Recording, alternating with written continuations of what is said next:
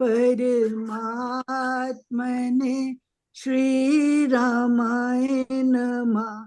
सर्वशक्तिमते परमात्मने श्रीरामाय नमः। जय श्री राम। हाँ जी, हम लोग अपनी जो शुरुआत करते हैं इस प्रोग्राम की भक्त की भावना से करते हैं। तो 68 पेज के ऊपर है, आप लोग अपना अपना खोल लें क्योंकि आज स्क्रीन के ऊपर सामने नहीं है। तो उषा जी आप शुरू करें और 11 तक आप पढ़ें प्लीज। जी। भाने तेरे से प्रभु भला भद्र हो जाए, जग में सब नर नारी का कष्ट न कोई पाए। सुख होवे संसार में, दुख ना होवे भान। भक्त बने तेरे सभी, तुझे भजे भगवान। मेरा तन मंदिर बने, मन में नाम बसाए। वाणी में हो कीर्तन, परम प्रेम में आ। उत्तम मेरे कर्म, राम इच्छा अनुसार। तुझ में सब जन ही बने, रत्न पिरोए तार। तेरे नियति सुनिय में, माने सब संतोष। सब में भातृ भाव हो, त्याग देश भी रोष। मिलजुल कर सब जन रहे, प्रेम भाव के साथ। सदाचार उपकार में, सभी बढ़ावे हाथ। बड़े शुभ बंधु भावना, बने सुगठित समाज। सब जन में हो एकता, सुधरे सबके काज। जनता में ज्योति जगे, जाग जाए जन लो। सभी सार ग्राही बने, तज कर नीरज फोक। उद्यम कर्म उद्योग से, पर का करे उपकार। दीनहीन जन देख कर, सब जन बने उदार। दिल में दया उदारता, धृति वीरता प्यार। मन में शक्ति विचारता, सबको दे ये सार। आदि व्याधि से जन बचे, दूर तीन होता। सभी इतियां नष्ट हो, पास नावे पाप। हाँ जी, किरण शुरू करें। हाँ जी। खेत सभी फूले फले, हरे भरे हो बाग। वन उपवन सुख कर बने, उपजावे अनुराग। जय विजय बस देश में, फैल सुनीति न्याय। स्वपर का भय भी कभी, जन को नहीं सताए। तेज राजे राज में, जागे जागती जोत। जीवन जी से सर्व जन, रहे ओत शुभ प्रोत। खान पान सबको मिले, दूध पूत धन धान। देह सुगठित सुपुष्ट हो, द्वेषी करे नहान। ज्ञान मार्ग सत्य दिखाइए, संत सुजन का पाथ पाप से हमें बचाइए, पकड़ हमारा हाथ, भक्ति प्रेम से सींचिए, करके दया दयाल, अपनी श्रद्धा दान कर सबको करो निहाल, तेरा जय जयकार हो दश दिश चारों कूट, नाम अमीरस मधुर का पान करें सब घूट, भजन कीर्तन गान हो तेरा सब ही देश, सुकथा वार्ता हो सदा श्रद्धा बड़े विशेष, नाम नाद की गूंजती मधुर सुरीली तान, राम राम के शब्द में सुने सभी के कान, तेरी महिमा हो सदा यश का होवे गान, एक परम तू ईश है ये ले वे सब मान, तेरी महिमा हो सदा यश का होवे गान, एक परम तू ईश है यह लेवे सब मान। हाँ जी, जय श्री राम। हम लोगों ने अभी ये भक्त की भावना पढ़ी है, स्वामी जी के सुंदर भाव पढ़े हैं, उनको सुना है, अपने मन के अंदर थोड़ा उनको बिठाया है ताकि हम लोग भी इसी भावना को लेकर आगे बढ़ सके। जगत की प्रार्थना करिए, जगत के हित और कल्याण की, अपने सुंदर बनने के लिए प्रार्थना करी। प्रभु हमें भी स्वामी जी ने जैसे प्रार्थना करी कि भला भद्र हो जाए, तो हे प्रभु हमारे ऊपर भी कृपा करो, हम भी सुंदर बने, हमारा जीवन सुंदर बने, हमारा मन सुंदर बने, हमारी बुद्धि जो है उसमें स्थिरता आए, विवेक आए।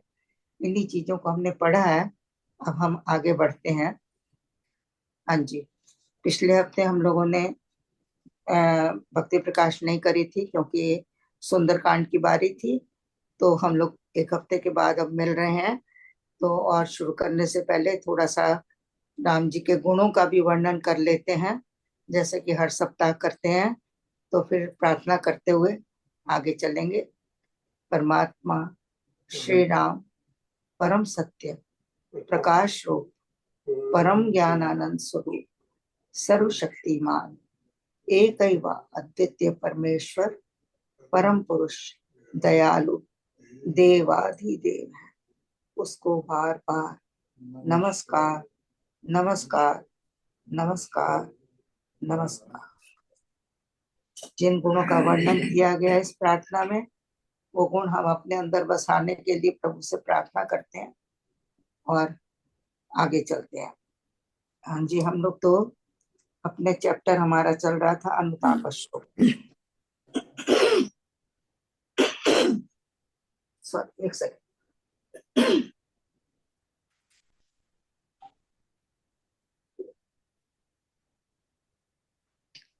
हाँ जी, अनुताप पढ़ने से पहले हम लोग स्वामी जी की एक कथा से अपना प्रोग्राम शुरू किया था। लास्ट टाइम भी 2 वीक हमने छोटी छोटी कथाएं सुनाई थी।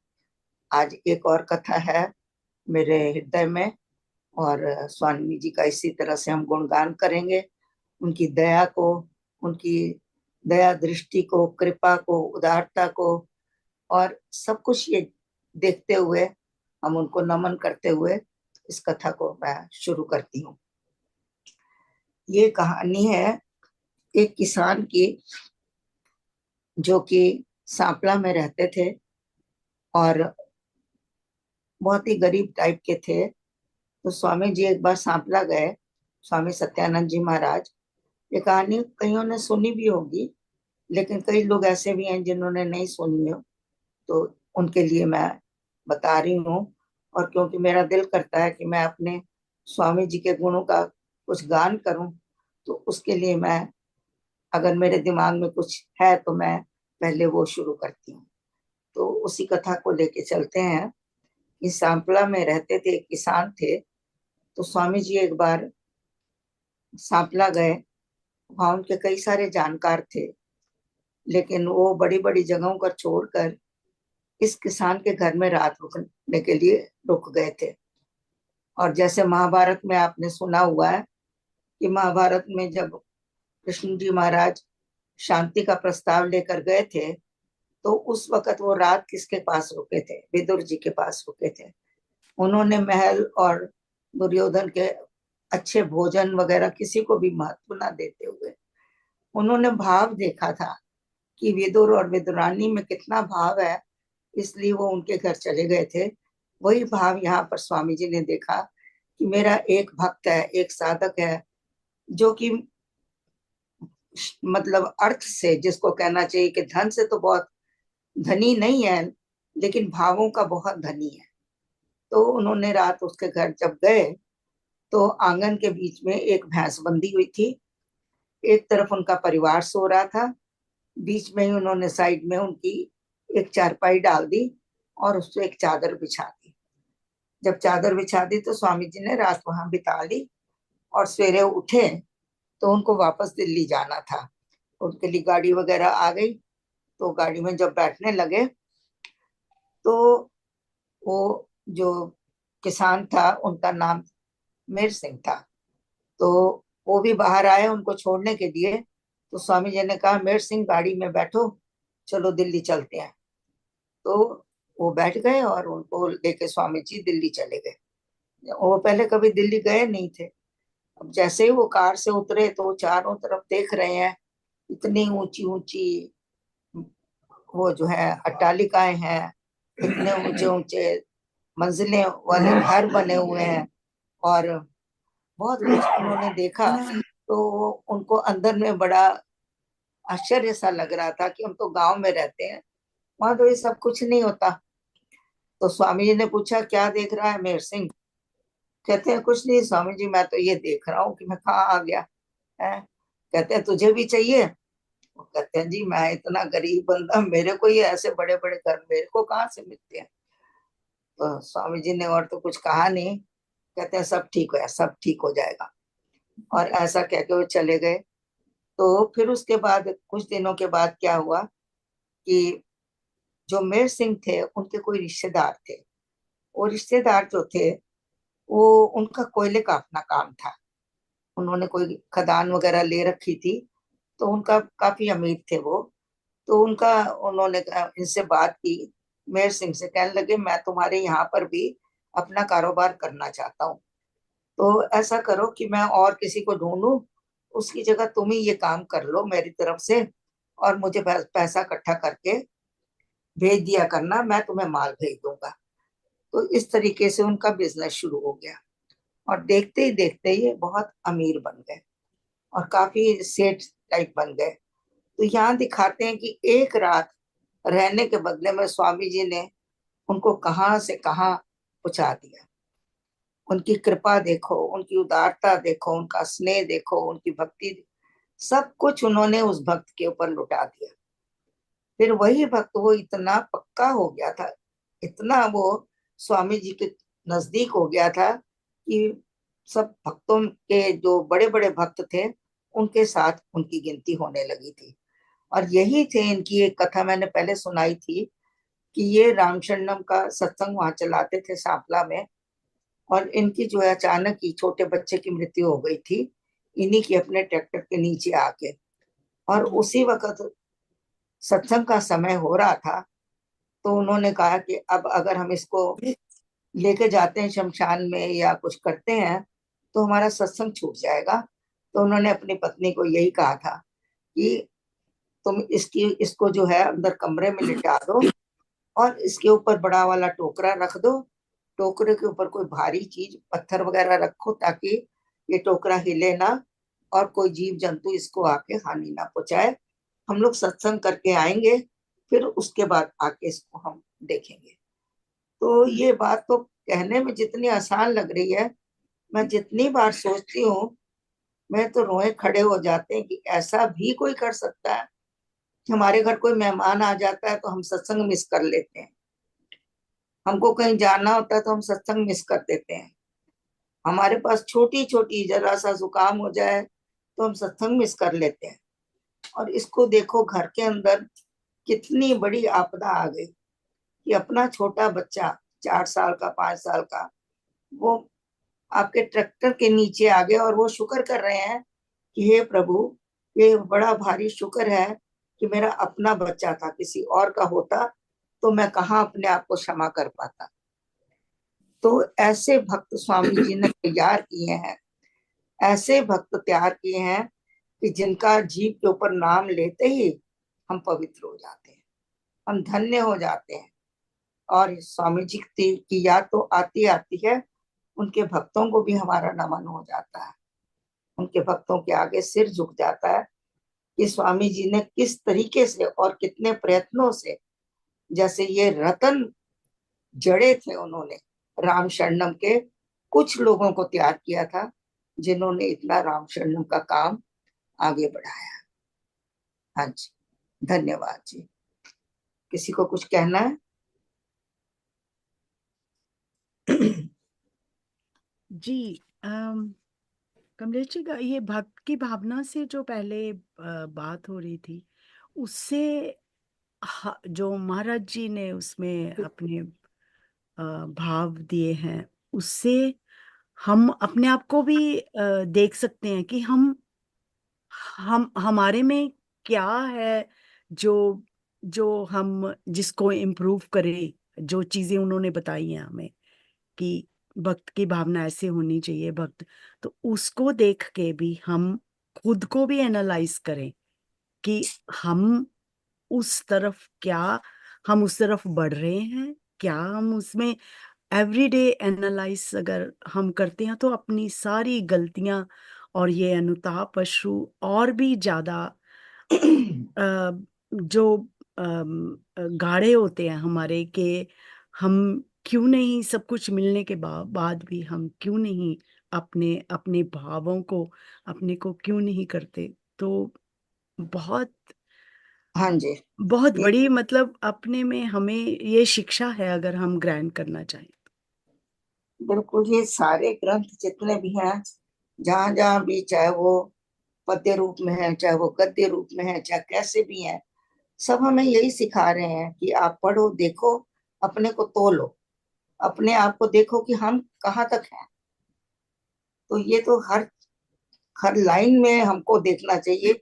जब भी हम पढ़ते हैं तो हमको देखना चाहिए कि क्या हम इसके ऊपर खरे उतर रहे हैं, हमारी में क्या कमी है।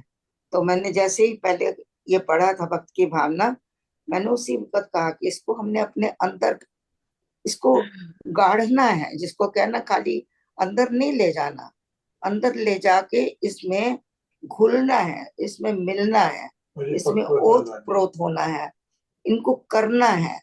क्योंकि इसके अंदर पुरुषार्थ है, ये शब्द नहीं है खाली। जो भावनाएं स्वामी जी ने की हुई हैं, इनको आप पुरुषार्थ से ही सफल कर सकते हैं। अगर मैं पुरुषार्थ नहीं करेंगे तो आप सेवा कैसे करेंगे? ये जितनी मैं, भावनाएं हैं, ये सेवा के लिए है। मैं स्वामी जी सोचती ने हूँ हम हर बार थोड़ा थोड़ा थोड़ा थोड़ा सीखते हैं, बढ़ते हैं, बिल्कुल थोड़ा थोड़ा थोड़ा थोड़ा। और यही हमारा मतलब यही फर्ज भी है, यही मकसद मकसद भी लक्ष्य यही भी है। है कि हम थोड़ा सीखें, हमारा कोई दिन बिना सीखे खाली ना जाए। तो चलिए आगे पढ़ते हैं। पहले हमने 10वें दोहे तक पढ़ा था, जिसमें लिखा हुआ है आखिर वाला दोहा, पाप असुर पीछे पड़ा, सिर पर भारी पोट। 73 पेज है, 10वां दोहा है स्वामी जी का। वो कहना है कि ये जो पाप है उसको असुर बताया है, राक्षस बताया है। ये मेरे पीछे पड़ गए हैं पाप, इतने मैंने कर लिए हैं, इतने कर लिए हैं कि ये अब मेरा पीछा छोड़ते नहीं है। और अब इनकी पापों की जो पोटली है गठड़ी है, बोझ है, वो मेरे सिर पर है। अब मैं अपने आप को बहुत ही भारी महसूस करता हूँ। जब भी हम कोई गलती करते हैं तो हम अपने आप, वो उसका भार हमारे दिल के ऊपर रहता है। हमको अंदर से बार बार लगता है कि हमने कुछ गलत किया है, हमने कुछ गलत किया है। तो वही जो है भाव है, वो कह रहा है, इस लाइन में कही जा रही है कि सिर पर मेरे पापों की गठरी भरी पड़ी है, और मैं अब कहाँ जाऊं, कथम, कैसे, अभागा जन फिरे भगे, मैं कहाँ भागूं, कैसे भागूं। अब तो सिर्फ तेरी ही शरण मेरे लिए है, और उसी की ही जरूरत है। उसी से ही मुझे विश्राम मिलेगा, आराम मिलेगा, क्योंकि तू बख्शनहार है। तू बख्शेगा तो मेरे हृदय को थोड़ा चैन मिलेगा। इस तरह के भाव बता रहे हैं। अब हम आगे बढ़ते हैं। 11वां दोहा। हाँ जी, उषा जी आप पढ़िए। हाँ जी। अपने जन की राखिए, लाज आप हरियाज, भवसागर में डूबते बनिए आप जहाज। तुझसे रहे न कुछ छुपा, मेरा मेरे नाथ, कर्म धर्म जाने सभी, सब ही संगति साथ। तुझसे रहे ना कुछ छुपा, मेरा मेरे नाथ, कर्म धर्म जाने सभी, सब ही संगति साथ। जय श्री। पहले ये हम लोग समझे एक बार फिर से कि ये अनुताप अश्रु क्या है। अनुताप अश्रु जो है, ये हमारे पिछले पापों का, पिछले जो समय खो गया है, पिछले समय में हमने जो जो गलतियां की हैं, जब हमको उनकी रियलाइजेशन हो रही है, तो प्रेजेंट में हम ये, हमको जो पश्चाताप होता है, और उस पश्चाताप से जो हमारे अंदर जो है तपन होती है, जलन होती है, और उस जलन की वश हमारे आंखों से आंसू निकलते हैं। वो जो हृदय की आग है, वो आंसू बनकर बाहर निकलती है। तो ये अनुताप अश्रु जो है, ये सिर्फ हमारे पास्ट के हैं। इनको आप फ्यूचर में या प्रेजेंट में नहीं जोड़ सकते हैं। अगर आप प्रेजेंट में जोड़ते हैं तो फिर वो वियोग हो जाएगा। क्योंकि जब भी साधक को अश्रु आते हैं, जब परमात्मा की आस रहती है या लगन हो जाती है, उसकी इंतजार होती है, उस वक्त जो आंसू आते हैं वो वियोग के होते हैं। जो पास्ट में हमने गलतियां की हैं, हमने जो पाप किए हैं, जो हमने कर्म किए हैं, और उनका जब हमको पश्चाताप होता है, तो ये पास्ट के अनुताप अश्रु है। हमने एक जगह कहीं मिक्स अप किया था पिछले हफ्तों में कि ये, इसको हमने प्रेजेंट से भी जोड़ा था। लेकिन बाद में मैंने रियलाइज किया कि जो हमारे प्रेजेंट में होता है, वो परमात्मा की याद में, जब हम उसको बहुत याद करते हैं, उसके लिए तड़पते हैं, फिर वो वियोग होता है, वो अनुताप अश्रु नहीं होते। अनुताप अश्रु जो है, सिर्फ ये पास्ट की क्रिया है, जो हमारी बीत चुकी है, जो वापस नहीं आ सकती है।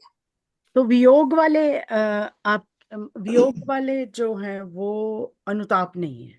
नहीं, मतलब वो वो प्रेम तो, के, जो प्रेम के लिए जो उनको हाँ, मिलन की है, वो प्रेजेंट का वो, है क्या? हाँ, वो विरह के हैं, वो वो विरह के विरह के। आंसू। हाँ जी, हाँ जी। विरह और वियोग उस तरफ, वो हाँ। प्रेजेंट में है। ओके। या हम लोग इसमें कहीं थोड़ी गलती कर लेते हैं कि आंसू आ रहे हैं, ये जो है ये भी अनुताप के है। नहीं, हाँ, अनुताप इज ओनली पास्ट, जो कि पास्ट है कि हमारे हमने हाथ, ये क्यों नहीं, हमने हाँ, कितना तो समय जो खराब अब करा। हमारे हाथ से निकल चुका है, अब वो हाथ में नहीं आएगा, उसके हाँ लिए आंसू आते हैं। जी जी जी। हाँ जी। तो इसको मैं क्लियर करना चाहती थी, तो इसलिए मैंने बताया कि अनुताप अश्रु हमारे सिर्फ जो भूतकाल है, जो हमने पहले किए हैं, उस समय की ये सारी हमारी क्रियाएं हैं। चाहे उसमें हमारे कर्म आते हैं, उसी में हमारी ये ईर्ष्या है, द्वेष है, मन के विकार हैं, बुद्धि की जो है वो अस्थिरता है, विवेक नहीं है। हमने इन्हीं के कारण ही तो सारे ये पाप किए हैं। ये सारे ही तो शामिल थे उसमें। लोभ किया है, मोह किया है, चोरियां की हैं, छल कपट किया है।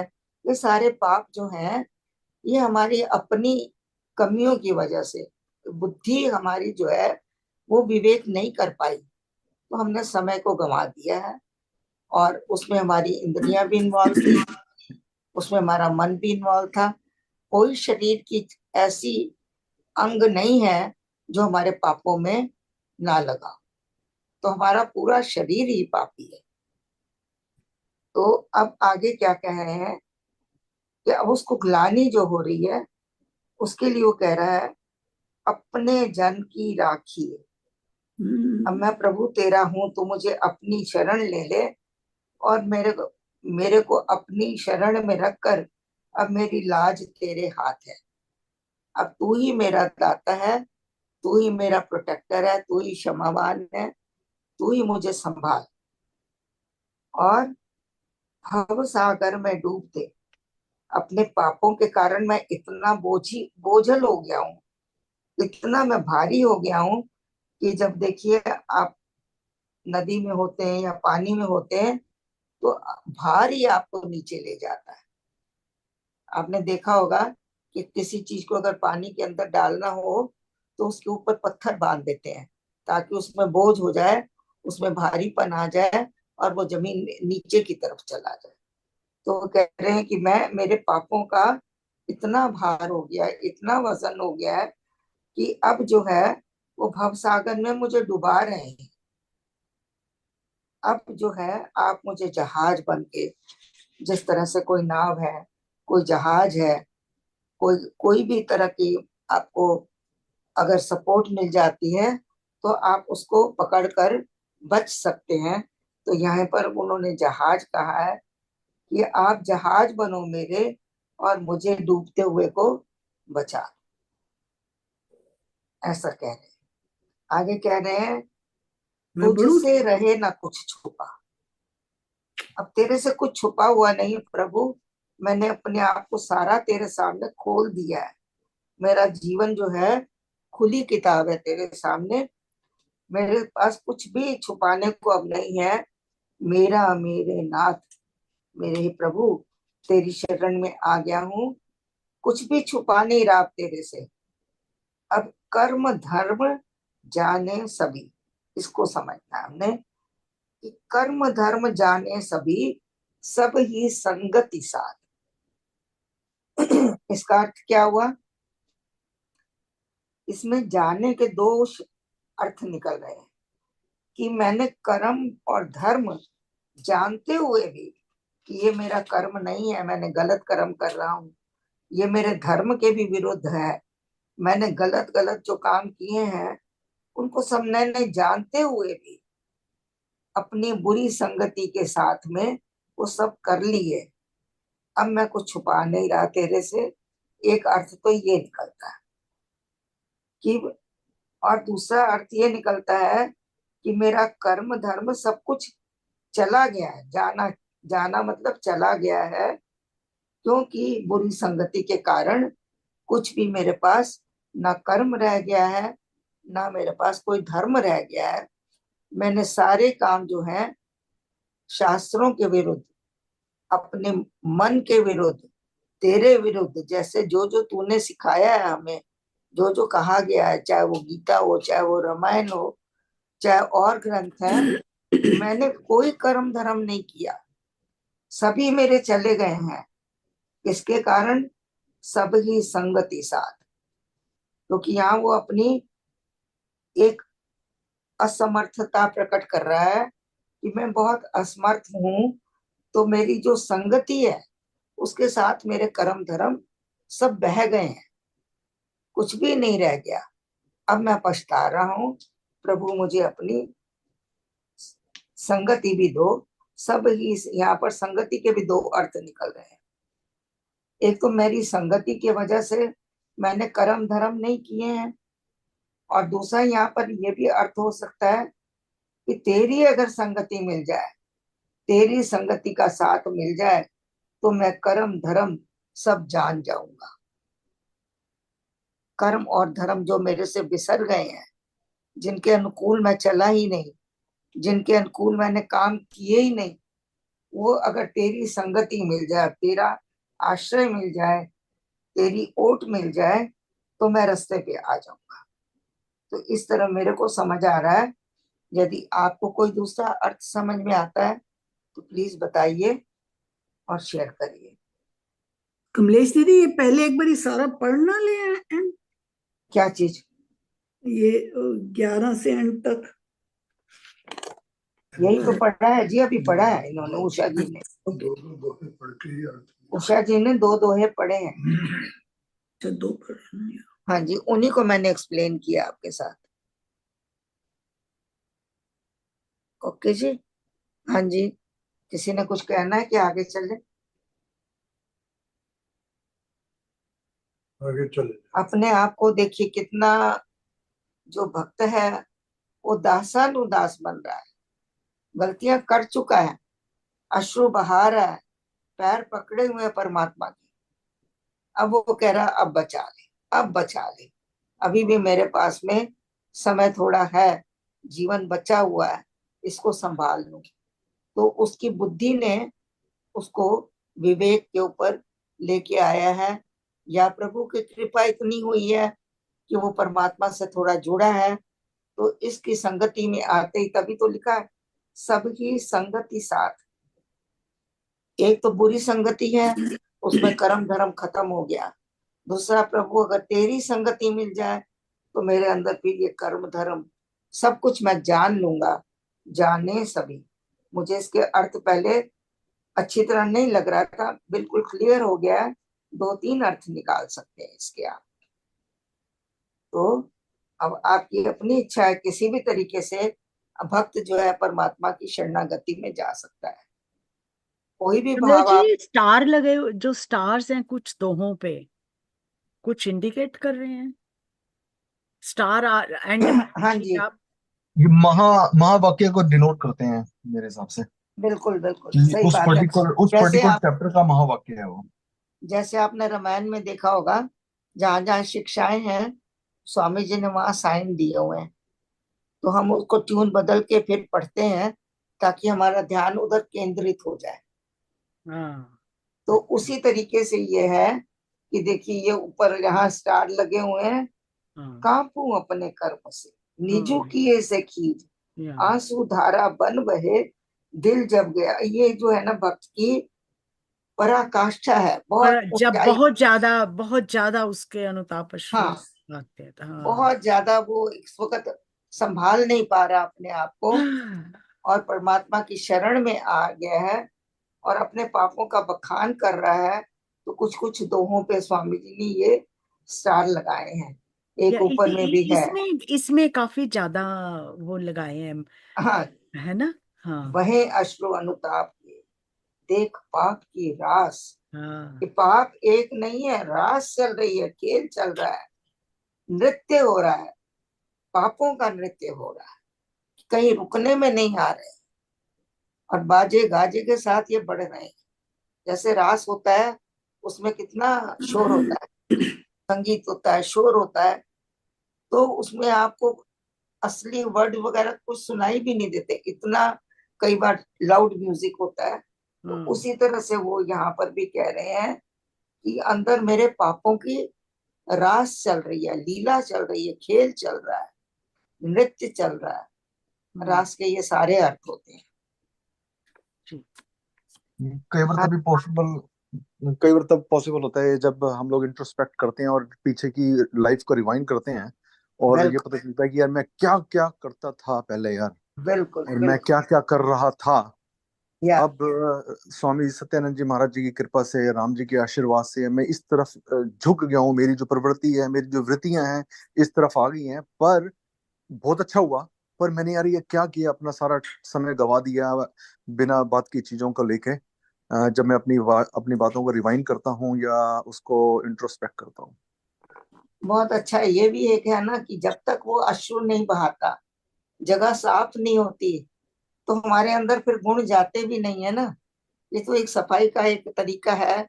जितना भक्त रोता है उतनी सफाई जल्दी होती, उतना परमात्मा पिघलता है जल्दी। कहते हैं वो आंसू देख नहीं सकता अपने भक्त के। वो तो परमात्मा ने, हमने पिछली बार भी कहा था कि वो तो ऐसी भाषा बोलता है कि परमात्मा भी रोने लग जाता है उसके साथ। तो हमारे ऑफिस ऑफिस में एक ट्रेंड है कि लेसन या लर्न, जो हमने जो किया था उससे हमारे को ये शिक्षा मिलती है। उसको जब रिवाइंड करते हैं या इंट्रोस्पेक्ट करते हैं तो उससे लेसन लर्न होता है कि हम आगे वो ना रिपीट करें दोबारा से। जो हो गया बिल्कुल वो हो गया, दैट्स ओके। बिल्कुल Whatever बिल्कुल। happened in the past is now all done, but now what we have to going forward, what we have to do to make sure that it's not going to happen again. तभी तो वो कह रहे हैं बनिए आप जहाज। इसी को सीख कहते हैं ना। या वो कहते हैं अब तो मैं बहुत सीख गया हूँ, समझ गया हूँ जो जो मैंने किया है, लेकिन अब आप जहाज बन के मेरे को डूबते हुए को बचा लो। या विपिन जी अगर लाइन पर हैं तो आप अपनी ड्यूटी संभालो। हेलो। हाँ जी। अब चलो। उन्होंने लाइन ऑफ कर दी है, मतलब अच्छा। लाइन नहीं ऑफ करी बट नहीं नहीं, सॉरी, ओके। क्या कह रहे थे, सॉरी मैंने मैंने कहा सुना। अपनी ड्यूटी संभाल लो। हाँ जी, अपनी ड्यूटी संभाली हुई है। और एक्चुअली सब लोगों को चांस मिलना चाहिए और सब लोग तैयार होने चाहिए एक अच्छे। ये एक्चुअली म्यूचुअल है सबका सत्संग। तो अगर एक बंदा अवेलेबल नहीं है तो दूसरा उसको टेक केयर करता है तो बहुत अच्छा लगता है।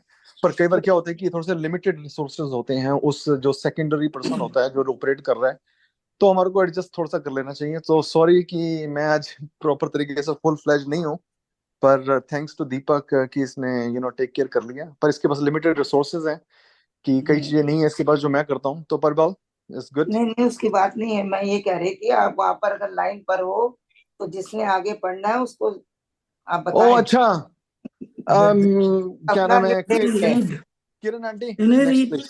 हाँ जी। किरण आंटी, हाँ जी, किरण आंटी राम राम प्लीज। जी। जय राम राम राम। जी प्लीज। दुर्गुण दोष अपार है, नख शिख तक है खोट। कैसे छिपूं अनंत से, तिनके की कर ओट। दुर्गुण दोष अपार है, नख शिख तक है खोट। कैसे छिपूं अनंत से, तिनके की कर ओट। रहित विवेक विचार हो, विविध दोष की खान। अपना जन अब जान कर, पार करो भगवान। रहित विवेक विचार हूँ, विविध दोष की खान। अपना जन अब जान कर, पार करो भगवान। क्या पार बात है, क्या हो। बात है किरण आंटी, बहुत अच्छा है, वेरी नाइस। और क्या जबरदस्त वर्डिंग है महाराज जी, क्या ऐसे ऐसे वर्ड ढूंढ के लाते हैं, आत्मा को कचोड़ देते हैं एक्चुअली ना। जो अभी आपने पढ़े हैं आंटी, हो अभी तो चलो, अभी तो अनुवाद नहीं हुआ है, पर बिना अनुवाद के ऐसे वर्ड हैं कि अंदर से अंतर आत्मा को कचोड़ देते हैं एकदम। सच पूछो ना थैंक यू। तो अनुवाद करने से उनकी असलियतता जो है, उनकी ओरिजिनलिटी, वो उल्टा खत्म हो जाती है। अगर आप इसको ऐसे समझ लें तो मुझे लगता भी नहीं कि इसका कुछ विस्तार करने की जरूरत भी है।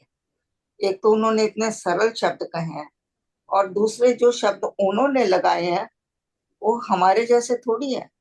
हम अगर उसका विश्लेषण करते हैं, उसकी जगह और शब्द बोलेंगे, तो वो तो दोष वाले ही होंगे। ये तो निर्दोष शब्द है। स्वामी जी के मुख से या स्वामी जी की वाणी से कहिए या स्वामी जी की कलम से जो शब्द निकले हैं, उसमें हम तो ऐड भी नहीं कुछ कर सकते, समर्थ भी नहीं है अगर ऐसा सोच के करें। लेकिन क्योंकि हम कर रहे हैं, इसका व्याख्या करनी पड़ रही है। ये नहीं है कि करना है हमें, करनी पड़ रही है तो हम इसको कर रहे हैं, लेकिन सच पूछो तो इनके शब्दों में ही खोने को दिल करता है, इनके शब्दों में गुम होने को दिल करता है और अपने अंदर जाने को दिल कर रहा है। देखने उन खोट को हम भी तो देखें जो यहाँ पर लिखा है। क्या उतनी गहराई में हम गए हैं?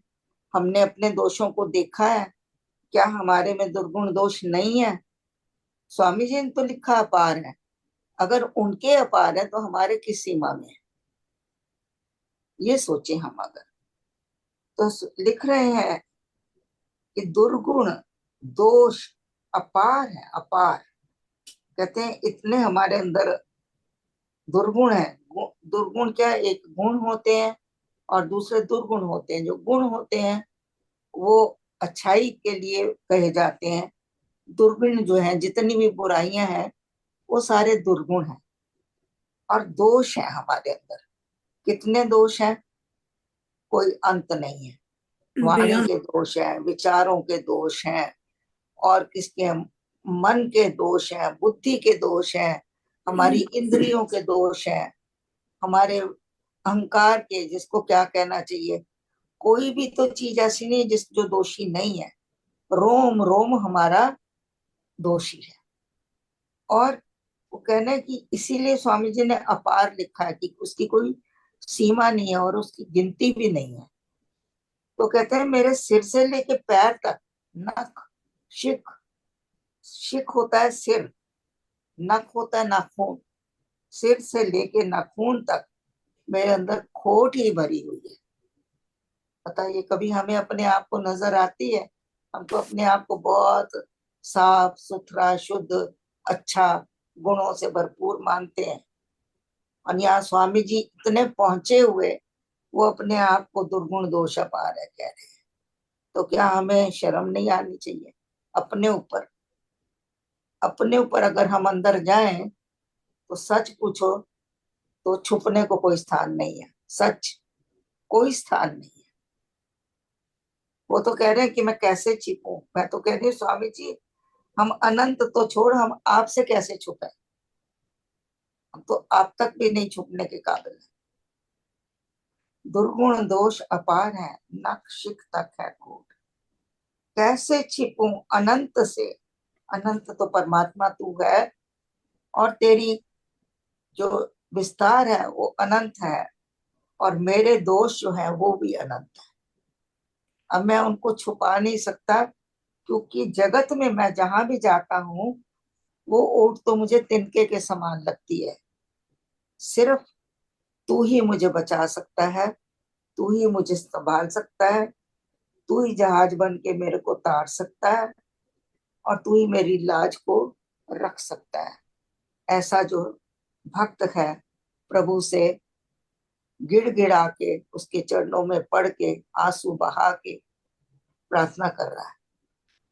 हम लोग एक्चुअली अपने यहाँ पर स्वामी जी ने जो तिनके की कर ओट कहा है वो ये है कि मैं अपने आप को बहुत चालाक समझता हूँ, और ये समझते हुए कि भाई कोई मुझे देख नहीं रहा, तो मैंने ओट क्या ले ली, तिनके की।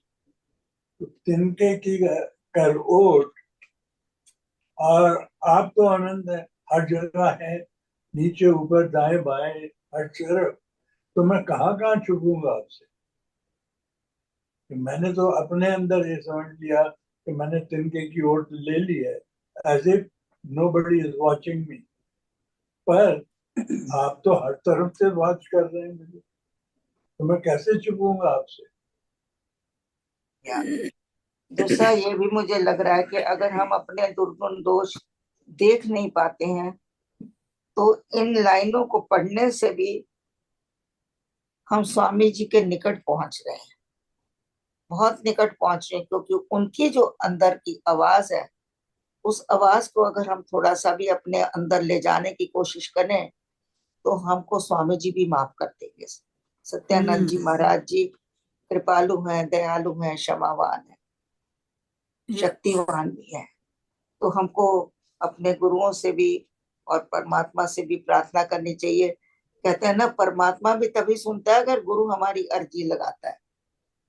अगर गुरु हमारी अर्जी नहीं लगाएगा, वो नहीं कहेगा कि प्रभु इसको माफ कर दो, ये अच्छा बंदा है, आगे से गलतियां नहीं करेगा। जैसे कभी कभी होता है ना कि माँ बच्चे को मार रही है, बाप मार रहा है, तो माँ बीच में आ जाती है और क्या कहती है कि छोड़ दो, आज छोड़ दो, आगे से नहीं करेगा, संभल जाएगा।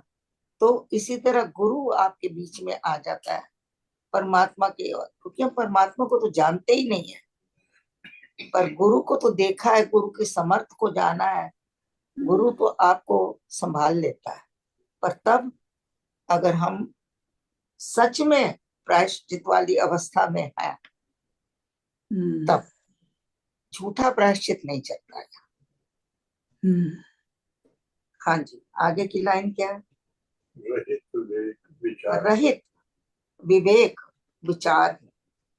ये जो दोष मैंने किए हैं और जो अभी भी कर रहा हूं, जो रुक नहीं रहे हैं, वो क्या है? क्या है? विवेक नहीं है मेरे अंदर प्रभु। क्योंकि जो बुद्धि विवेक करती है, उसी से हम देख पाते हैं, समझ पाते हैं हमारे लिए क्या अच्छा है और क्या बुरा है, क्या मतलब करना मैं बिना चाहिए। मैं बिना सोच विचार के ये कर रहा हूँ। बिल्कुल, हाँ जी। और मैं जो हूँ, मतलब जो भी हुए हैं, ये बिना मेरी अपने विवेक की कमी के कारण हुए हैं। अगर मैंने अपनी बुद्धि का सही प्रयोग किया होता, क्योंकि बुद्धि जो है वो विवेक करती है, और मैंने बुद्धि को छोड़ दिया, मन को पकड़ लिया, तो मैं मन के अधीन हो गया, और मन के अधीन होकर मैं सारे कर्म करता रहा। तो ये वो कह रहे हैं कि मेरे दोषों की खान कैसे हो गई है, बिकॉज मैंने कभी विवेक को अपने जीवन में लाया ही नहीं। बुद्धि को मैंने पास से रख दिया, किनारे कर दिया, बस मन की सुनता रहा। तो इसीलिए मेरे अंदर विविध तरह तरह के जो दोष हैं वो खान बन गए हैं, एक दो नहीं है। जैसे खान में से कोयला निकालते रहो और निकलता आएगा। इस तरह जो भी खाने हैं, उनमें कभी कमी नहीं होती, उस चीज की खाली नहीं होती वो कभी भी। अपने जो भी पदार्थ, अगर सोने की खान है, कोयले की खान है, और भी कई खाने होती होंगी, तो उन सब के अंदर से जितना निकालते जाओ उतना निकलता ही आता है। तो कहते हैं अब मेरे अंदर दोष की खान बन गई है प्रभु, मैं जितने भी निकालने की कोशिश करता हूँ वो और आते जाते हैं, और आते जाते हैं, और ये बढ़ते चल जाए, ऐसे लगता है कि इनका कोई अंत नहीं है। हे प्रभु, अपना जन अब जान कर, अब तू मुझे अपना ले, अपना अपनी शरण में ले ले, अपने मैं तेरे समर्पित हूँ। हे प्रभु, मुझे पार करो मेरी नाव को, अब तुम मेरे को उबार दो। जैसे सूरदास जी ने कहा है कि प्रभु आ जाओ और मेरे को उबारो, मेरी नाव बनो, उसी तरह हर भक्त ने यही कहा है कि तू मेरा तारनहार है, मैं भव सिंधु में हूँ, मैं भव जल में डूब रहा हूँ। तो वही भाव यहाँ पर रहकर यहाँ भक्त कह रहा है कि हे प्रभु, मुझे पार करो। ये स्वामी जी ने हमारे लिए लिखे हैं, अपने लिए नहीं, क्योंकि उन्होंने कहाँ पाप किए थे। तो वो तो बचपन से ही पर सत संगति में लग गए थे, संतों के साथ रहे, संतों के साथ उन्होंने जीवन बिताया, वेद पढ़े, कितना कितना कुछ उन्होंने, संस्कृत पढ़ी, कितने बड़े ज्ञाता थे। तो उनके अंदर तो पाप नहीं थे। ये सारे उन्होंने हमको बताए हैं कि ऐसा हमारे अंदर है और तुम ढूंढो उसको। और जो हाँ जी, आपने भक्तों और संतों की बात भी बताई पहले, वो भी इस यही आप जो अभी बता रहे हैं कि विवेक का काम तो, जैसे हम लोग, मैं सोच रही थी कि हम क्यों भूल जाते हैं कि वो विवेक यूज करते हैं, हम वही मन के पीछे चल जाते हैं कि हम कोई भी कुछ जो भी भूल जाते हैं भगवान को या कुछ है, वो मन का ही काम है कि हम पीछे चल जाते हैं उनके, और हाँ जी, विवेक को यूज ही नहीं करते। बिल्कुल। हाँ, थैंक और यू, ये कथा हर रोज होती है, थैंक यू। हर बार हम कोई न क्योंकि कोई मन हम और पढ़ते इंद्रियां हैं, आपको हाँ। खींच लेते हैं, इतनी हाँ, प्रबल है, इतने प्रबल है कि उनका वेग ऐसा है कि वो आपको टिकने नहीं देते एक जगह पर। तो उनके जैसे बहाव अभी में सुन रहे हैं, सब कुछ समझ आ रहा है, सब कुछ ऐसे लगता है आगे बिल्कुल नहीं करेंगे, लेकिन फिर हो जाता है या सब। देखिए, हम लोग राम नाम जपते जपते भी कितने पाप कर रहे हैं। हाँ। हम गुरु की शरण में हैं, फिर भी हम पाप कर रहे हैं। सिर्फ हम उतनी देर, जितनी देर उनको याद करते हैं, उतनी देर हम पाप से मुक्त रहते हैं। उसके बाद फिर हमें पाप घेर लेते हैं। यस। हमारा जीवन मुक्त होता ही नहीं है, क्योंकि हमें अभ्यासी हो गए हैं अपने पापों के। इतना अभ्यास हो गया, कहते हैं कटुवाणी नहीं बोलेंगे, लेकिन फिर कितनी बार व्यवहार में आती है ये। कितना कुछ हम गलत करते रहते हैं, एक एक दिन में कितनी कितनी गलतियां करते हैं। फिर कहते हैं हम तो बड़े अच्छे हैं, हम बड़े शुद्ध हैं। ग्लानी भी आती है हाँ, अपने पे कि हम क्या कर सोचते हैं हम ज्ञानी हैं। कहाँ से नहीं, ज्ञानी? ग्लानी आती है, अपने पे गुस्सा आता है, नहीं, ग्लानी आती है। आपको तो ग्लानि आ रही है। हम लोग अपने आप को कई बार ज्ञानी भी समझ लेते हैं कि हमें सब पता है, हमें सब पता है। या लेकिन अगर पता हो तो हम दोष क्यों करें? हाँ, नहीं। दोष तो है वो हमारे अज्ञान की वजह से होते हैं, हमारी हाँ, अनअवेयरनेस की वजह से।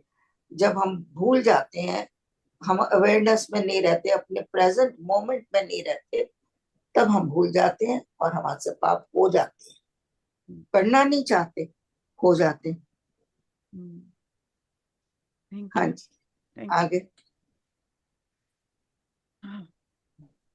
यू। Can I read? हाँ जी, कोई कहना Can I चाहता है read? कुछ? हाँ जी, Can I read? चलो, विपिन जी नहीं है तो फिर आप लोग पढ़ो। आप पढ़ोगे रजनी? Can I read? हाँ जी, मैंने कहा ना आप पढ़ो, जय 15वां और 16वां। जय राम हरे, जय राम हरे, भव भय भंजन भगवान हरे। जय राम हरे, जय राम हरे, भव भय भंजन भगवान हरे। तन में बल सेवा नहीं, मन में प्रेम न भाव, बुद्धि ज्ञान भी लुट गया, पड़ पापों के दाव। तन में बल सेवा नहीं, मन में प्रेम न भाव, बुद्धि ज्ञान भी लुट गया, पड़ पापों के दाव।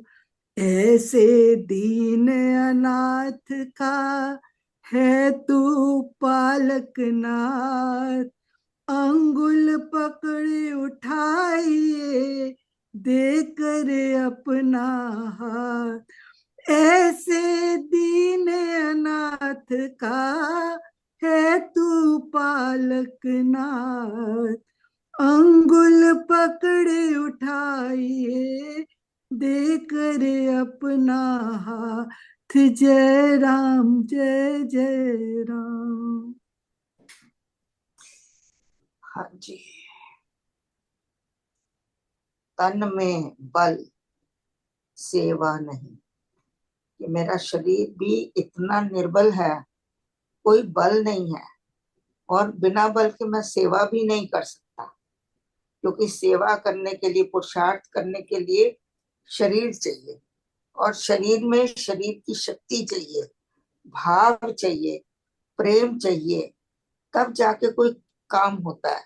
अगर आप कोई भी अच्छा काम करने जा रहे हैं तो सब चीजों को साथ में लेके चलना पड़ता है। तो शरीर में आपके वो पुष्टता होनी चाहिए, शरीर आपका स्वस्थ होना चाहिए, और मन के अंदर सबके लिए प्रेम होना चाहिए, भाव होना चाहिए, सेवा का भी भाव होना चाहिए, और जिसके लिए सेवा कर रहे हैं उसके लिए भी प्रेम भाव होना चाहिए। तो ये सब कुछ मेरे पास कुछ भी नहीं है प्रभु, क्योंकि मैं कर नहीं पा रहा हूँ। मेरे दोष इतने ज्यादा हैं कि मेरे अंदर से जैसे कोई लुट जाता है ना, लुट जाता है तो उसके पास कुछ भी नहीं रह जाता, तो वो सिर पकड़ के बैठ जाता है कि मैं लुट गया, मैं लुट गया, मैं लुट गया। तो यही बात आ रही है। वो कह रहे हैं कि मेरा जो बुद्धि का ज्ञान भी है वो लुट गया है। और ये लूटा किसने है? जो ये पाप है, या जो ये 5 शत्रु हमारे हैं। कौन कौन से हैं? काम, क्रोध, लोभ, मोह, अहंकार। और ये 5 प्रकृति के जो तत्व हैं, इनके अंदर मैं फंस जाता हूँ, माया है इनमें। तो ये सारी चीजें मिलकर मेरे को लूट रही हैं, और लूट रही हैं। मैं उनके कारण से एकदम खाली हो गया हूँ। और सबसे बड़ी बात तो ये है कि जो तूने मुझे बुद्धि का बल दिया हुआ था, बुद्धि का ज्ञान दिया हुआ था, उसको मैंने नष्ट कर दिया है। मैंने उसको यूज ही नहीं किया कभी। बुद्धि का मैंने प्रयोग ही नहीं किया। और अपने आप को मैंने ऐसा स्वतंत्र कर लिया, बुद्धि से, विवेक से स्वतंत्र कर लिया। और तो और मैं जैसे अंधे की लाठी होती है ना, उसी तरह चलता गया। कोई मार्गदर्शक नहीं था, क्योंकि बुद्धि हमारा मार्गदर्शन करती है, बुद्धि निर्णय लेती है। जब मन हमको अपने रास्ते से भटकाता है तो वो बुद्धि ये संभालती है, अगर हमारे अंदर विवेक है तो हमने तो बुद्धि को पासे कर दिया। तो अब जो है मेरे अंदर कोई ज्ञान नहीं बुद्धि का। तो और मेरे जो पापों के दाव है, हमने हर चीज अपने पापों में दाव पे लगा दी। जैसे कहते हैं ना, जुआ खेलते वक्त लोग घर बार, अपनी पत्नी, अपना धन, सब कुछ जुए में हार जाते हैं। स्टोरी सुनी है आपने महाभारत की? तो वो कहते हैं कि मैंने इन पापों के लिए अपनी बुद्धि को दांव पे लगा दिया, मैंने अपने ज्ञान को दांव पे लगा दिया, मैंने पूरा शरीर दांव पे लगा दिया। कोई बल भी नहीं रह गया, कोई मेरे अंदर हिम्मत नहीं रह गई काम करने की, सेवा करने की, समझने की शक्ति भी खत्म हो गई है। तो ए प्रभु, अब तो मेरे अंदर कुछ नहीं रह गया। ना प्रेम है, ना भाव है, ना सेवा है, ना बुद्धि है। सब कुछ लूट गया है। पर पापों के दाव मैंने सब दाव पे लगाए हुए हैं। तो अब मैं खाली हूँ प्रभु, बिल्कुल खाली हूँ। तो अब तेरी ही शरण में हूँ, तू ही मुझे संभाल। आगे कह रहे हैं, ऐसे दीन अनाथ का। जब वो कह रहा मैं बिल्कुल खाली हो गया हूँ, मेरे पास कुछ भी नहीं हो, अब मैं दीन बन गया हूँ, इतना दीन हो गया हूँ, अनाथ हो गया हूँ। अपने आप को महसूस कर रहा हूँ कि मेरे सिर पे किसी का हाथ नहीं है। अनाथ इंसान तभी होता है जब आपके ऊपर कोई नहीं होता है, तो आप अपने आप को अनाथ महसूस करते हैं। अब मैं दीन हो गया हूँ, मेरे पास दीनता के अलावा कुछ नहीं है, निर्धन हूँ। और तू जो है पालक है, पालना करती पाला है। हालांकि मैं बिल्कुल खाली हो गया हूँ, लेकिन अगर तू मेरा पोषण करेगा, अगर तू मेरे को फिर से समर्थ देगा, तो मैं फिर खड़ा भी हो जाऊंगा। इतना मुझे पता है। अंगुल पकड़ उठाइए कि तू तो हाथ ना भी दे, अपनी एक उंगली भी दे दे, इतनी तेरे अंदर समर्थ है, तो बस मैं तो उसी में ही धन्य हो जाऊंगा। अंगुल पकड़ नहीं, यहाँ पर सॉरी, अंगुल उन्होंने अपनी कही है, और प्रभु का हाथ है। प्रभु तू अपना तो मुझे हाथ दे, और मेरी अंगुली से ही मेरे को पकड़ के खड़ा कर दे कि तू सब कुछ करने वाला है, सब कुछ कर सकता है। तो प्रभु को उसके गुणों की बात कह रहा है। तू अपना विरुद्ध विचार, अपने समर्थ को जान के और मेरे दोषों को भूल के मेरा उद्धार कर। हाँ जी। या क्योंकि उसने भक्त ने जो अनुताप अश्रु जो बहा रहा है, उसने अपने आप को सरेंडर कर रहा, और इतना भी नहीं कि वो अपनी उंगली भी उठा सके, तो उसने कहा कि मेरी उंगली भी तुम उठाओ। क्या बात है, कितना उसमें प्यार। खड़े होने की समर्थ नहीं, वो कहते समर्थ ही नहीं है, उंगली उठाने की समर्थ नहीं है। ये सरेंडर भाव जो जब आता है तो कंप्लीटली कंप्लीटली भक्त, पूरा का पूरा, हाँ, पूरा का पूरा, नख शिख तक, जिसको नक्श। कहते हैं ना, पहले सिर से लेके पांव तक मैं तेरे समर्पित हूँ। यस। वाह। और कोई? हाँ बस जी, के आज दो हमारे हैं। और कहाँ चले गए? हाँ जी नमस्कार कमलेश जी। हाँ कमलेश जी, मैं तो इतना ही कह सकता हूँ कि हम उन गुरुदेव के चरणों में समर्पित कैसे हों, उनको उनकी महिमा गा के, या उनका जो जीवन है, पूरा जीवन मैं देखता हूँ प्रेम जी महाराज या स्वामी जी के सत्यानंद जी का पूरा जीवन उन्होंने कैसे हमारे कल्याण के लिए, एक हमारे मनुष्य जाति के लिए, एक कल्याण के लिए एक ऐसा रास्ता, पूरी जिंदगी उन्होंने दोनों ने समर्पित ऐसे करी कि अपने आप को जला दिया और उस ज्ञान को ऐसा बांटा उन्होंने कि हमारे पास इस वक्त उनकी खान है, उनके शब्दों का या उनके ज्ञान की हमारे पास इतनी खान है जिसको हम एक एक को हम पढ़ें, उसके ऊपर मनन करें। अब मैं यही सोच रहा था कि हमने बहुत महिमा तो कर ली, और हम भक्ति में जो हमारे पहले 2 चरण है हम उसमें काफी सक्सेस पा ली है। एक तो संतों का संग, दूसरा हमने कीर्तन बहुत किया हमने। अब हमें टाइम आ रहा है कि अब हम कुछ थोड़ा सा मनन भी करें, जैसे हम अभी हम मनन ही कर रहे हैं जिस तरह से आप बता रहे हो, और आप बता रहे हो कि भाई आप भी अपना योगदान दो। ये हमारा एक तरह से मनन ही है जिसको तरफ हम अपने आप को बढ़ रहे हैं। अब इसी को कहते हैं कि हमारे अंदर अवगुण आए ही ना। अगर हम सुख में चिंतन करें तो हम दुख में कभी हमें इस तरह की भावनाएं, इस तरह का दुख आए ही ना कभी। मगर है हमारे पास इतने दुख हैं क्योंकि अज्ञानता की तरफ से ही हमें इतने दुख भोगने पड़ रहे हैं, क्योंकि हम अपने उससे जो असली पिता है, परमेश्वर है या आत्मा है, उससे हम परिचित ही नहीं है। हम किस तरह से अपने आप को उस अवस्था में लाएं कि हम उसकी उपस्थिति हमेशा बनी रहे। हमें कैसे उसकी उपस्थिति कैसे बने रहे 24 घंटे, हाँ मतलब जी, उसी से ही हमारे, जैसे हमारे पास अमृतवाणी है, अमृतवाणी से पाठ से हम जो है अपनी जो है अवगुणों को, हम कहते हैं हम हमारे अवगुणों को कैसे आप हर लो हाँ किसी जी, तरीके ये से भी। अमृतवाणी मैं ही कहती तो हूँ हमें पीछे का बता। छोड़ दो और आगे की सुध लो। नहीं, अमृतवाणी ही हमें हमारे दोषों का ज्ञान करा रही है। ये राम नाम ही हमें दोषों के ज्ञान करा रहा है। अगर हम ये ना करते तो हमें अपने दोषों का पता भी ना लगता। और अब आपने प्रश्न पूछा है कि दोषों को दूर कैसे करें, तो अगर जितनी हम संतों के महिमा गाएंगे तो इतनी महिमा जो उनकी है, उनके अंदर जो जो गुण है, उनकी महिमा गाते गाते वो गुण हमारे अंदर आने शुरू हो जाएंगे और दोषों का नाश होता जाएगा। क्योंकि उनके संतों की समर्थ बहुत है। उन्होंने जो पाया है, जो उन्होंने कमाया है, जो उन्होंने अर्जित किया है, और वो कोई आसान चीज नहीं है। हम तो उनका कोई 100वां हिस्सा भी नहीं कर पाते। और वो जो कुछ कमाया है वो हमको दे रहे हैं। वो आपको मुट्ठियां भर भर के दे रहे हैं, इसको आगे बढ़ाओ, इसको आगे बढ़ाओ। तो वही हमको करना ही है कि हमको संतों से जुड़े रहना है, रात दिन उनके ग्रंथों को पढ़ना है, उसमें मनन चिंतन होना चाहिए। और वाणी से, ग्रंथों से हमने मनन चिंतन करना है।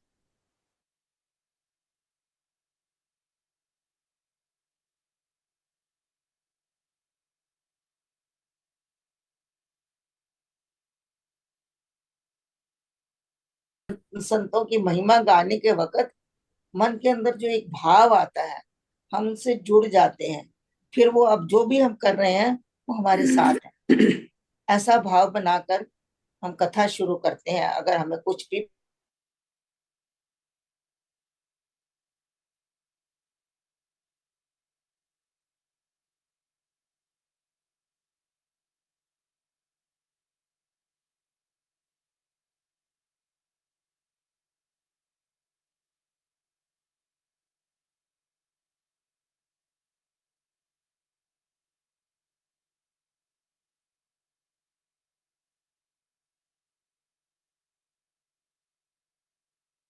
हाँ जी,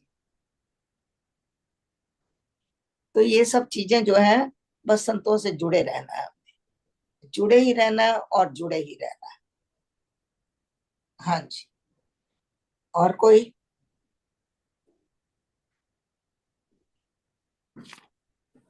हाँ जी, 17वां और 18वां। और कोई अगर कुछ कहना चाहता है तो मैं प्लीज। तो यही कहता हूँ कि हमें स्वामी जी के इतने आभारी हैं, क्योंकि अब गुरु पूर्णिमा आ रही है, उसके लिए हमें थोड़ी सी और तैयारी करनी पड़ेगी, ताकि उसके जो विचार हैं, उनके जो शिक्षा है, अब उनकी शिक्षा के ऊपर कैसे हम अग्रसर हों, तो उसके लिए हमें थोड़ा चिंतन करने की जरूरत है, देखिए, ये जो ताकि दिन अगले आता हफ्ते है तक। ना, ये गुरु पूर्णिमा का दिन पूरे जगत में उनका गुणगान होता है। अगर उस वक्त हम उनसे जुड़ जाते हैं, और उनकी विशेष कृपा होती है उस दिन, विशेष विशेष कृपा होती है। अगर उस दिन हम थोड़ी देर के लिए भी जुड़ जाएं तो हमको पता नहीं कहाँ से कहाँ पहुंचा देती है। तो उसकी इसलिए तैयारी तो हमें अभी से ही करनी पड़ेगी। हाँ जी, तो मुझे तो नहीं क्योंकि पता कमलेश कैसे जी तैयारी करते हैं। उस समय गुरु पूर्णिमा पे पूरे पूरे संसार में अपने अपने गुरुओं की महिमा और अपने अपने तरीकों से सब जुड़े होते हैं, और इतनी अच्छी वाइब्स होती है। वो बहुत ही अच्छा समय होता है, वो बहुत स्ट्रांग होती हैं जी, बहुत स्ट्रांग होता है। हाँ जी। वो आपको खींच लेती हैं। आप कहीं पर हाँ भी हो, बस हाँ, सिर्फ जुड़ जाओ। जुड़ना है बस। बस जुड़ना है। उसके लिए मुझे तो पता नहीं है कि क्या तैयारी करनी है। हाँ वो अगर आपको किसी को पता है तैयारी करनी है तो प्लीज हाँ, मुझे भी बताएं। But I don't know. जुड़ने की ही सबसे बड़ी तैयारी। मैं तो अनजाने में ही जो कुछ होता है मेरे से। पर अगर मैं तैयारी करने की सोचूं तो मुझे समझ नहीं आती कि मैं क्या करूं। मैं ये नहीं कह रही कि आप गलत कह रहे हो, लेकिन मुझे नहीं समझ आती है ये उसके लिए क्या करना चाहिए। उसके लिए प्रार्थना कर सकते हैं, प्रभु उस दिन हमें तू अपने शरण में रखना, ध्यान में रखना। वैसे तो रोज ही रखो, लेकिन उस दिन विशेष रूप से रखना। या ऐसा मुझे समझ आ रहा है। और हाँ जी, कौन पढ़ रहा है? हाँ जी, मैं पढ़ रही हूँ। हाँ जी। अपने दोष निहार कर पाप वासना देख, पिछले पाप विपाक को जन्म जन्म के ले। गंगा यमुना है बने मेरे दोनों नैन, झरे अश्रु अनुताप के लगातार दिन रैन।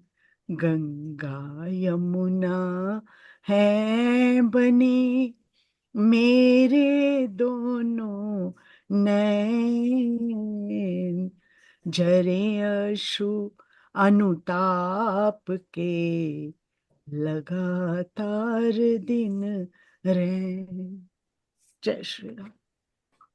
अपने दोष निहार कर पाप वासना देख, पिछले पाप विपाक को जन्म जन्म के लेख। ये जो दोष दिख रहे हैं, इतनी पाप दिख रहे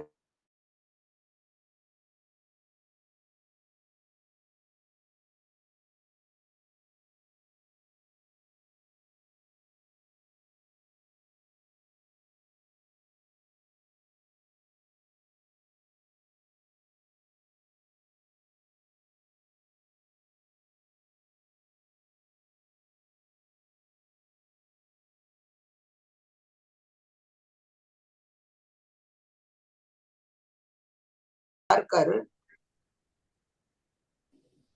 अपने दोष निहार कर पाप वासना देख। अब मैं देख रहा हूं अपनी वासनाओं को, समझ रहा हूं, अपने दोषों को देख रहा हूं कि ये क्या हुआ है। वो कहते हैं कि ये जो मेरे पिछले पाप किए हुए थे वो विपाक हो गए हैं। विपाक क्या होता है? जब पिछले हमारे पुराने कर्म पक जाते हैं और वो प्रारब्ध बन जाते हैं, अब उनसे हमको कोई बचा नहीं सकता। क्योंकि हमने देखा था ना, 3 तरह के कर्म होते हैं। कौन से होते हैं? एक क्रियमान कर्म होते हैं जो कि अभी हम प्रेजेंट में कर रहे हैं। दूसरे कर्म होते हैं जो संचित होते हैं, जो कि हम कर्म कर रहे हैं लेकिन थोड़े इकट्ठे होते जा रहे हैं। तीसरे होते हैं कर्म जो पक गए हैं, जो हमने कभी किए थे और अब उनका कोई हल नहीं हो सकता। जैसे पेड़ में कोई चीज पक जाती है, बीज पक जाता है तो फल निकल आता है, तो अब उनके फल देने का समय आ गया है। जो कर्म का पक जाना उसको विपाक कहते हैं। तो जितने मैंने पिछले पाप किए हैं वो सारे अब वो पक गए हैं और उनका फल मेरे सामने आ रहा है, और ये मेरे जन्मों जन्मों के पुराने पापों का फल है। ये उनके लेख मतलब है कि अब ये लिखे जा चुके हैं मेरे जन्मों में, कि हर जन्म में ये मेरे को भोगने ही पड़ने हैं।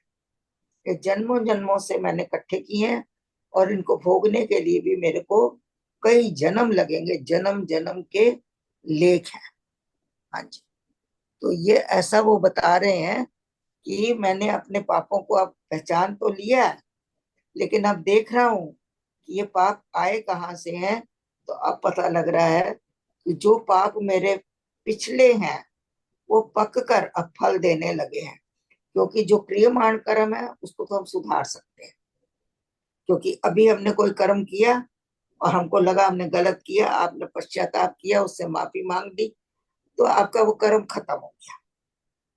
दूसरे जो संचित हैं उनको भी हटाने के लिए हमारे पास उपाय हैं कि अगर आपने परमात्मा के नाम को पकड़ लिया, उसकी शरण में चले गए, आपने रात दिन साधना करी, तो हमारे पिछले कर्म जो है वो धीरे धीरे कट जाते हैं। जैसे कहते हैं ना कि लकड़ी जल जाती है, खाक हो जाती है, तो ये हमारे पाप कर्म भी घास फूस की तरह है। ये जो हमारा राम नाम है ये तीली की तरह है, माचिस की तरह, आग की तरह है, ये उनको जला देता है। तो यहाँ तक तो हम फिर भी थोड़े सेफ हैं, लेकिन जो हमारे प्रारब्ध कर्म है वो हमें भोगने ही पड़ते हैं। अब उनका कोई हल नहीं है क्योंकि वो पक चुके हैं। अब उनका पककर फल देना तय है, और वो हमको जन्म जन्मों के ये पुराने कर्म भी हैं और जन्मों जन्मों तक इनके लेख जो हमको भुगतने भी पड़ेंगे। तो अब इन बातों को सोचकर वो कह रहे हैं गंगा यमुना है बनी, मेरे जो नैन हैं ये गंगा जमुना बन गए। अब मुझे पछतावा हो रहा है और बह रहे हैं, बुरी तरह से बह रहे हैं गंगा जमुना की तरह, जो कि जिनका प्रवाह कभी रुकता नहीं है। उसी तरह से मेरे नैनों के जो अश्रु हैं, और वो अश्रु किसके, अनुताप के हैं, पश्चाताप के हैं, ये बह रहे हैं और ये लगातार बह रहे हैं, दिन और रात बह रहे हैं। तो हे प्रभु, ऐसी मेरी प्रार्थना है कि तू मुझे पार लगा, तू मुझे संभाल, तू मेरी दशा देख, तू मेरे ऊपर कृपा कर, तू द्रवित हो, तू द्रवित होकर मेरी अगर इस तरह से पुकार सुनेगा तो जरूर तेरा दिल भी पसीजेगा और तू मुझे माफ कर देगा। ऐसी वो प्रार्थना कर रहे हैं। हाँ जी। और कोई?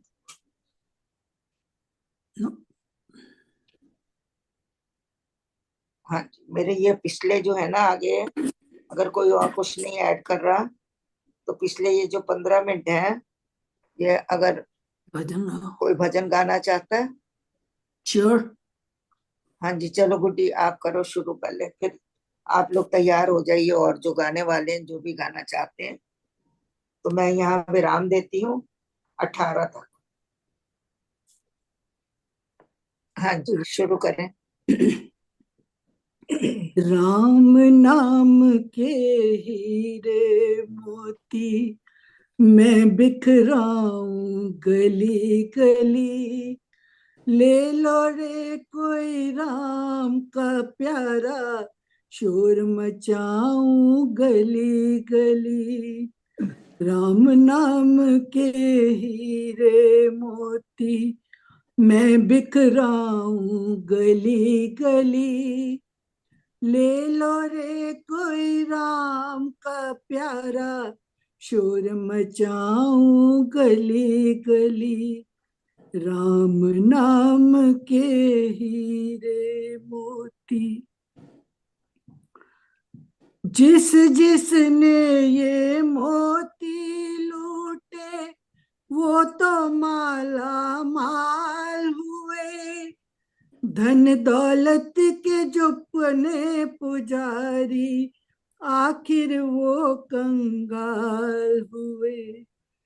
जिस जिसने ये मोती लूटे वो तो माला माल हुए, धन दौलत के जो बने पुजारी आखिर वो कंगाल हुए। सोने चांदी वालों सुन लो, बात सुनाऊं खरी खरी, ले लो रे कोई राम का प्यारा, शोर मचाऊं गली गली। राम नाम के हीरे मोती मैं बिखराऊं गली गली, ले लो रे कोई राम का प्यारा, शोर मचाऊं गली गली। राम नाम के हीरे मोती क्यों करता तू तेरा मेरा, ये तो तेरा मकान नहीं। झूठे जग में जो फंसा हुआ है वो सच्चा इंसान नहीं। क्यों करता तू तेरा मेरा, ये तो तेरा मकान नहीं। झूठे जग में जो फंसा हुआ है वो सच्चा इंसान नहीं। जग का मेला तो दिन का है, आखिर होगी चला चली। ले लो रे कोई राम का प्यारा, शोर मचाऊं गली गली। राम नाम के हीरे मोती मैं बिखराऊं गली गली। ले लो रे कोई राम का प्यारा, शोर मचाऊं गली गली। दुनिया को तू कब तक पगले अपनी कहता जाएगा, राम नाम को भूल गया तू अंत समय पछताएगा। राम नाम को भूल गया तू अंत समय पछताएगा। 2 दिन का ये चमन खिला है, मुरझाएगी कली कली। ले लो रे कोई राम का प्यारा, शोर मचाऊं गली गली। शोर मचाऊं गली गली। राम नाम के हीरे मोती मैं बिखराऊं गली गली। ले लो रे कोई राम का प्यारा, शोर मचाऊं गली गली। शोर मचाऊं गली गली। जय श्री राम।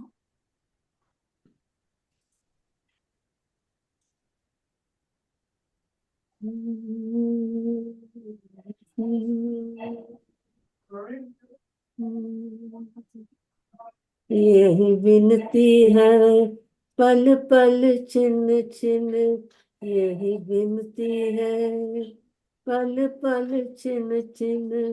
श्री राम तुम्हारे चरणों में है राम, तुम्हारे चरणों में यही विनती है पल पल छिन छिन। होठों पे तुम्हारा नाम रहे, होठों पे तुम्हारा नाम रहे, सिमरन ये सब याम रहे। दिन रात यही मेरा काम रहे। श्री राम तुम्हारे चरणों में, हे राम तुम्हारे चरणों में। चाहे संकट ने मुझे घेरा हो, चाहे संकट ने मुझे घेरा हो, और चारों ओर अंधेरा हो, पर चितना डगमग मेरा हो। श्री राम तुम्हारे चरणों में, हे राम तुम्हारे चरणों में। यही विनती है पल पल छिन छिन, यही विनती है पल पल छिन छिन। श्री राम तुम्हारे चरणों में, हे राम तुम्हारे चरणों में। चाहे कांटों पर भी चलना हो, चाहे कांटों पर भी चलना हो, और ज्वाला में भी जलना हो, चाहे छोड़ के देश निकलना हो। श्री राम तुम्हारे मंदिर में, श्री राम तुम्हारे चरणों में। यही विनती है पल पल छिन छिन, यही विनती है पल पल छिन छिन। श्री राम तुम्हारे चरणों में, हे राम तुम्हारे चरणों में। चाहे मेरी सब संसार बने, चाहे मेरी सब संसार बने, मेरा जीवन मुझ पर भार बने, चाहे मृत्यु गले का हार बने। श्री राम तुम्हारे चरणों में, हे राम तुम्हारे चरणों में। यही विनती है पल पल छिन छिन, यही विनती है पल पल छिन छिन। श्री राम तुम्हारे चरणों में, हे राम तुम्हारे चरणों में। यही विनती है पल पल छिन छिन। श्री राम। Very nice.